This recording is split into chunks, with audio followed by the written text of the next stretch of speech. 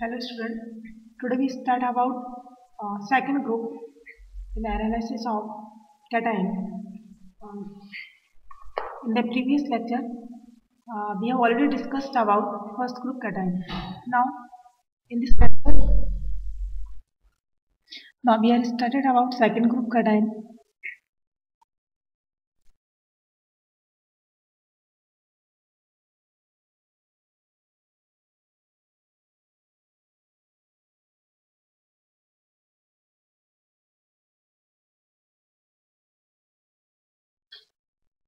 As we know that in the second group of cation, we are having the radicals many, and in the overall cations of second group divided into two categories on the basis of the solubility of aluminum sulfide, that is by AS. So on the basis of solubility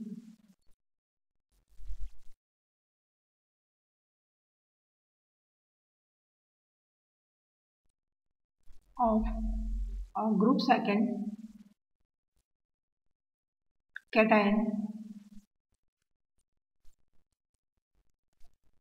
it is divided into two groups.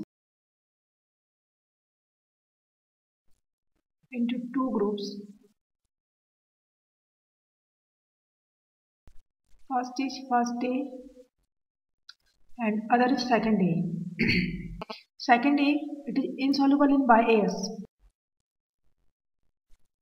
Insoluble in by AS. And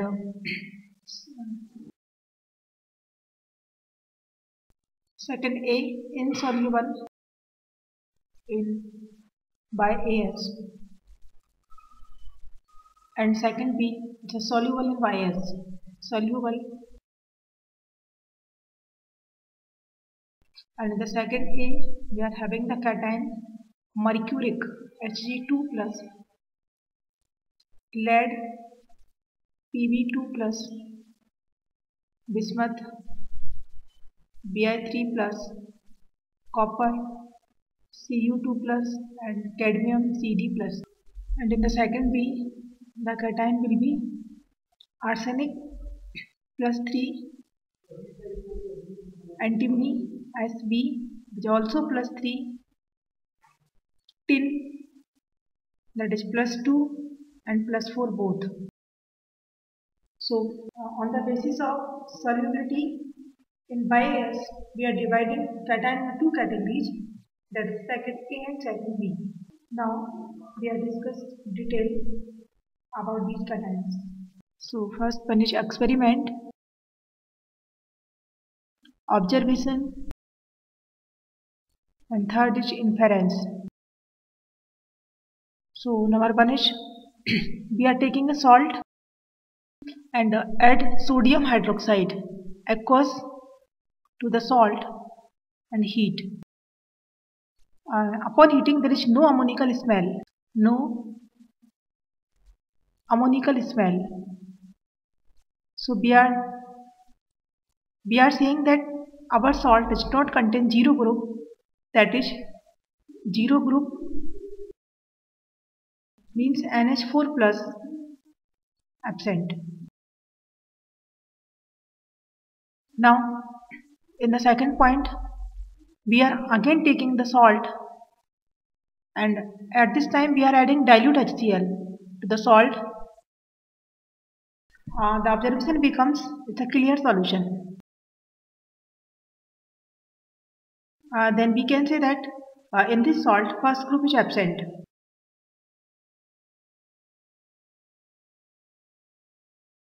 So since according to KSP values, the KSP of the first group salt, first group cation is very low as compared to other group. So if we are not having first group, then no doubt when we are adding dilute HCl to the salt, then respective cations which is present in the salt form their chloride. But at that time, chloride which is formed will be soluble. For example, if we are having the copper in our salt, then When we are adding dilute HCl, then it gives us CuCl2. But CuCl2, its color is green, greenish color, but CuCl2 is soluble. But when we are having the salt is Pb, then when we are adding dilute HCl, it gives a PbCl2. And PPT it forms a white PPT. So since KSP of the PB is lower than Cu plus 2, that's why PbCl2 is insoluble. But at that condition, CuCl2 is soluble, forms a greenish color solution. CuCl2 is a greenish color solution. So if we are having a clear solution by the adding of dilute HCl, then we can say that our salt does not contain zero group as well as it does not contain first group. Now, for the further investigation, we are adding in the third part above this solution means the solution which have already dilute HCl. So, above solution passed H2S gas. If by the passing of H2S gas, if second group is present, then it forms a sulfide or except second group, any other radical which is present, all form sulfide. But sulfides of second group insoluble, and above second group, all sulfides are soluble. So if we are having second group radicals, then here is the precipitate form. So if PPT is formed, then PPT is formed, then we can say that this is contained second group. Second group present. Now our image, since in the second group there are so many cations, now by the help of this PPT, we are finding that what objective radical present in this salt. For the further investigation, first filter out the PPT. Filter the precipitate. Now filter the PPT. Filter the PPT, and at that time the PPT contain second group radicals. Filtrate used for the investigation of other group. For the investigation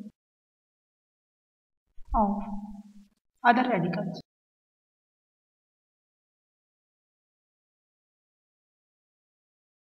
Now, if the color of PPT is black PPT, it may be for copper sulfide, that is CuS, or PBS, lead sulfide, or bismuth sulfide, Bi2S3, or HGS, mercuric sulfide. And if the PPT is yellow in color, then it is for the CDS, cadmium sulfide. Now, these all radicals, that is copper, bismuth and cadmium, belongs to the second A. So the PPT is insoluble by AS. So PPT insoluble in by AS, yellow ammonium sulfide. Now the black PPT, this PPT dissolved in 50% HNO3 and filter. Now in that case, there is a two possibility. The first one is if PPT is insoluble,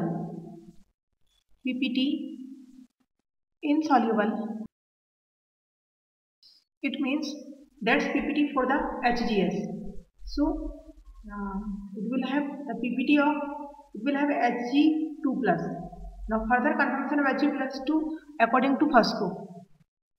Now the second possibility becomes if PPT is soluble. PPT soluble. Now there is a three possibilities. It may be Pb 2 plus or bismuth plus 3 or Cu2 plus. Now there is another problem is if PPT is insoluble, then it's a confirmed that this one contains Hg plus 2, that is mercuric ion. But the problem is that when PPT is soluble, then how we can identify that this one contains Pb plus 2 or Bi plus 3 or Cu plus 2. So for the confirmation of these three radicals,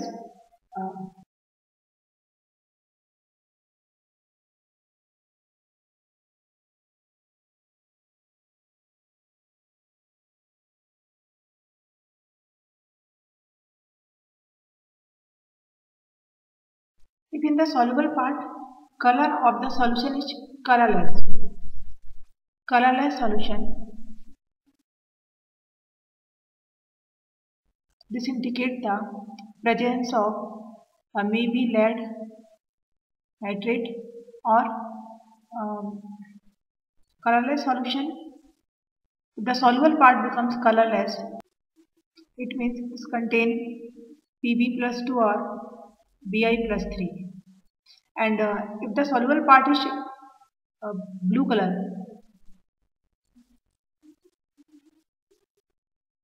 then this showing that it has radical is Cu plus 2. Now for the further confirmation of Cu plus 2, we are dividing the blue color solution into two parts. So blue color solution divided into two parts.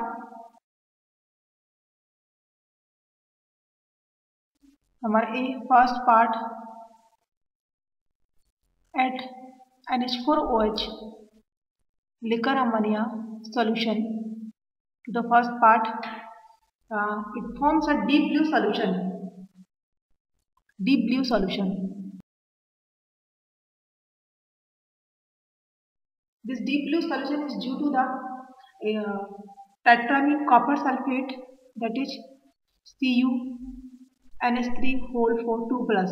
Basically, the deep blue solution due to presence of this ion, that is tetramine copper, and anion, it may be sulfate or it may be hydroxide or it may be nitrate, and this salt is called Sturger's reagent.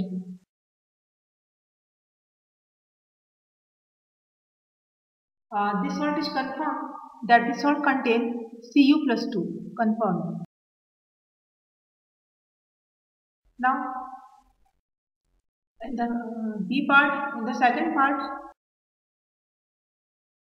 we are adding potassium ferrocyanide solution, that is K4FeCN6.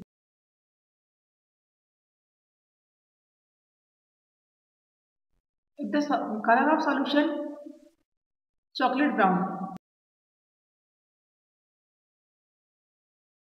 it is due to the cupric ferrocyanide. The blue color solution is due to the cupric ferrocyanide, and this will be the confirmed Cu plus 2. Now, by this exercise, we can confirm Cu plus 2 completely. Now, our next time is how we can confirm through the colorless solution of Pb plus 2 and Bi plus 3. So, in the colorless solution, added dilute H2SO4 and small amount of C2H5OH. In the colorless solution, added dilute H2SO4 plus a small amount of ethanol C2H5OH. This is for decrease the solubility. For decrease the solubility of Pb plus 2 PPT. Now by adding these two reagents, that is dilute H2SO4 and alcohol, we are find that if we are getting a white PPT, then this viability is due to the PbSO4, and we can say that this is contain Pb plus 2. But there is if there is no but if there is no PPT, it contain Bi2 SO4 whole thrice bismuth sulfate. Now we can say that Bi3 plus maybe. Now for the further conformation of Bi plus 3, we are adding NH4OH. NH4OH access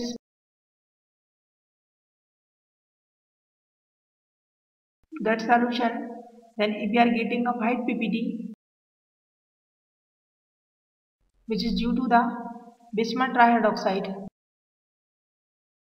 then this white PPT is due to the Bi plus 3. So we can say that Bi plus 3 is conformed.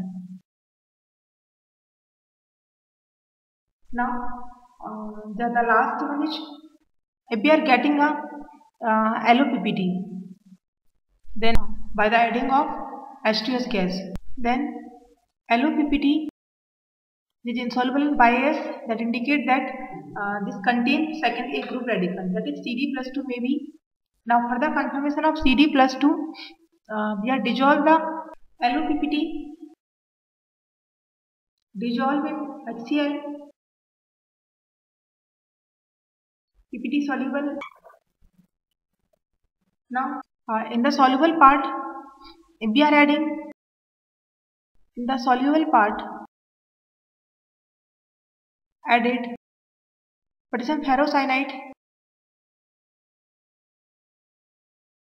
a blues white PPT,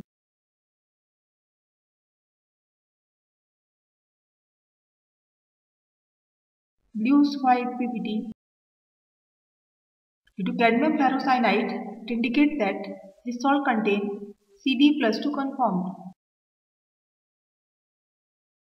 So by the using of this following this above exercise, we are confirming the second group, that is second A group.